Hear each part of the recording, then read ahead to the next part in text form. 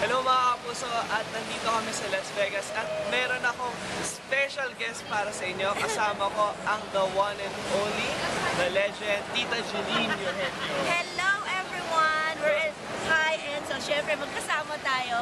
Nag-enjoy kami dito and abangan nyo yung aming yung laban ni Pacquiao. Kung anong masasabi ni Enzo dyan. So Tita, is this your first time to watch Kuya Manny fight live? No! Since naging GMA si Manny, palagi na ako kasama na manood ng mga fights niya. Oh, dami na rin So mga 8 fights. Yeah, so talagang I'm an avid fan. So, what makes this fight different for you? Parang excited ka ba or kabado ka pa sa laban na ito? Kasi dati nasasalubong lang namin yan si Mosley. Ngayon, syempre kalaban na. Pero alam ko, handang-handa si Manny. Kasi hindi niya dinideceive ang audience niya. Tsaka Manny pa, patok yan, tumba. Sige, since alam kong matagal na kayong magkaibigan ni Kuya Manny, what is your best memory kasama siya? Yung fight ni Cotto.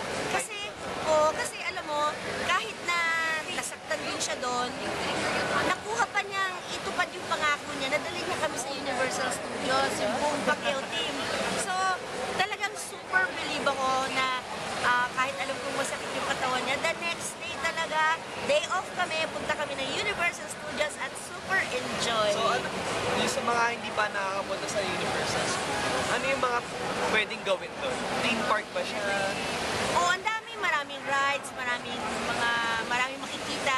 Kaya alam mo, nagpunta kami doon sa dinami-dami ng fans, nagpa-autograph sa kanya, hindi namin natapos. Pero alam kong meron another next time. I'm sure parang ako nakapunta ako nung baby pa ako, so hindi ko na masyado matandaan.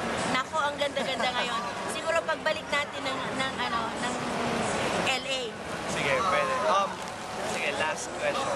Message mo para sa ating pambansang kamao. To my dear Manny baby, and then good luck, and I wish you all the fist na susuntok kay Mosley.